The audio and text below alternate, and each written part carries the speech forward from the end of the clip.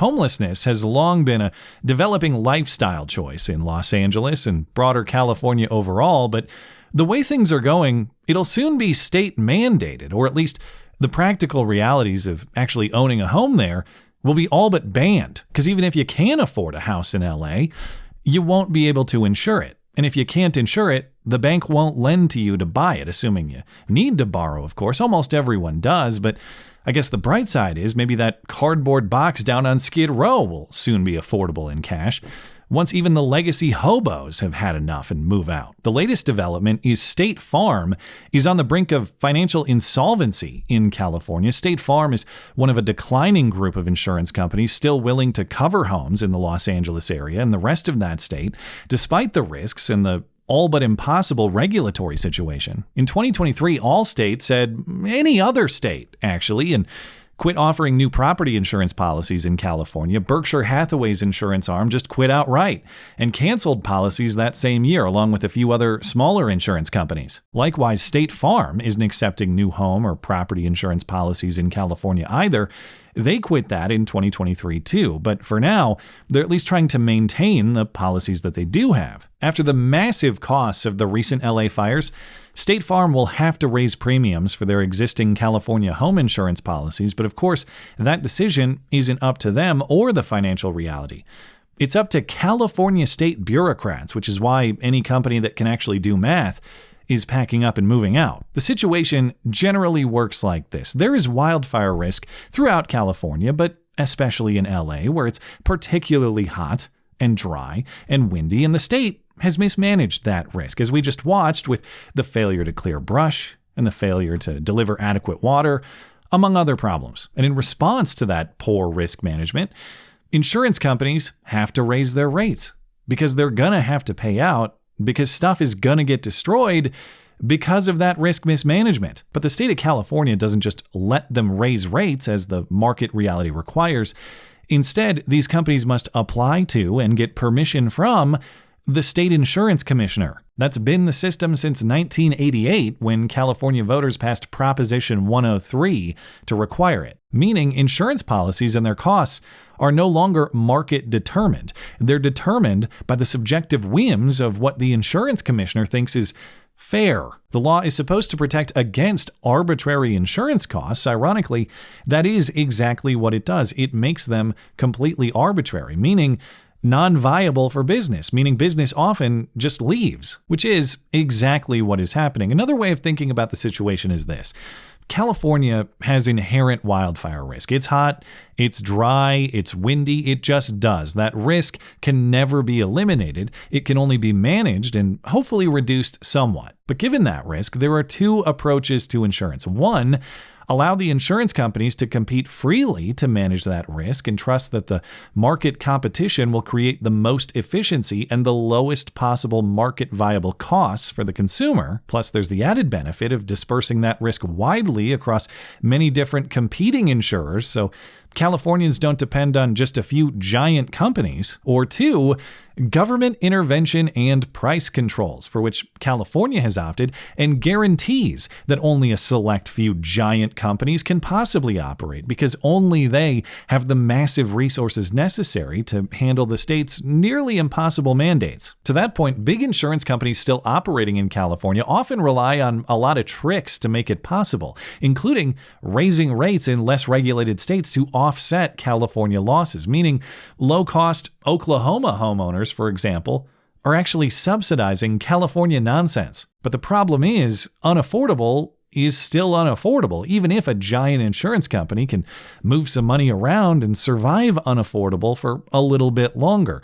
So all these government interventions do, as they often do, is make a bad situation much worse. When you create a system that necessarily concentrates all that risk in just a few giant companies, when those companies fail or leave, the consequences are massive. Instead of a small percentage of Californians losing coverage when one company leaves, now it's something closer to the entire state, and what would have been an inconvenience is a total disaster. And that's what State Farm is trying to avoid, actually. For all the accusations that they're just a big, evil, greedy corporation, State Farm is trying to maintain service for their customers. They're looking to continue serving them, not screw them over and just leave. So on Monday, State Farm sent a letter to the California Insurance Commissioner saying, listen, Ricardo, we have almost 3 million existing policies in California, but we can't maintain them unless something changes. Why? Well, the LA fires are a breaking point, but the point has been breaking for a while, actually. State Farm has already paid over $1 billion in claims from the LA fires, and they know there is significantly more to come.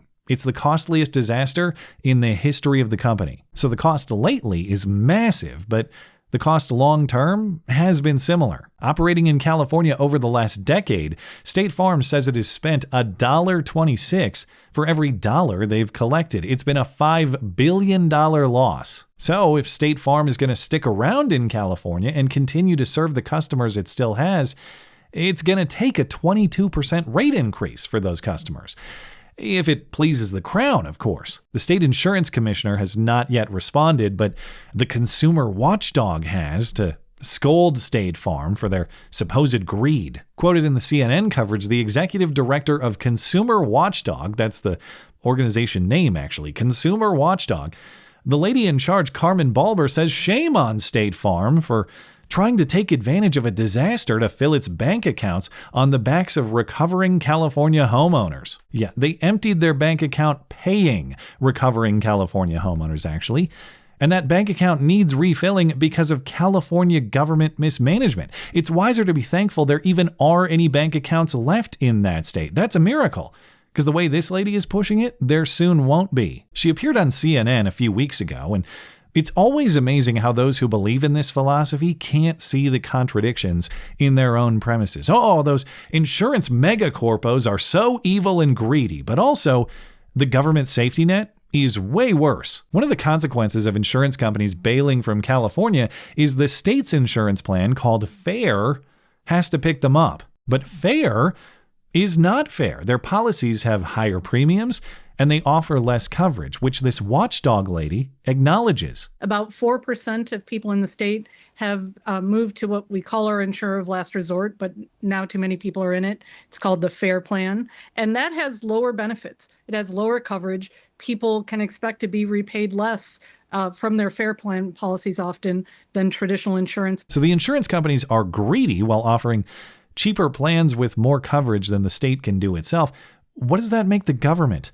Much more greedy by any honest logic. And yet the solution to the problem is, of course, even more greedy government control. We need even more government intervention to make sure that wide ranges of California aren't totally uninsured. Well, there's an important consumer protection law in California that says after a declared emergency, and these 4 fires are definitely a declared emergency, insurance companies can't non-renew people in the fire zone or in the surrounding zip codes for a full year. And after that year? And after that year, we need stronger protections in place in the market. So insurance companies are not simply abandoning whole parts of our state. Well, that's the problem, actually. You can't stop people from leaving unless you want to point guns at them, which should sound absurd, but that's how the communism always ends. All you can do is attract them to stay voluntarily because the business environment is viable, maybe even prosperous. And that means you get out of the way because you actually know nothing about managing insurance policies. If you did, you'd probably be running a successful company that offers them instead of lecturing everybody on CNN pushing the same policies that have made it harder for consumers, not better. And yeah, it's very frustrating to get an insurance rate hike. We've all been there.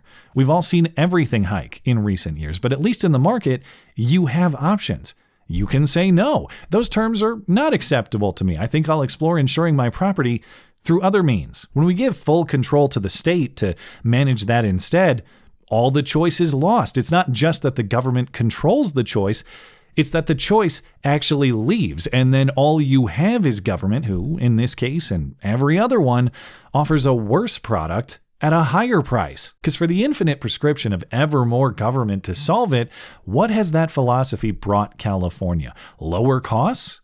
Better coverage? No. The highest premiums in the country, actually. But hey, eventually, no premiums at all. because nobody will cover you anymore. Never trust a watchdog in cat eye glasses. That's the important lesson here. It's an inherent contradiction.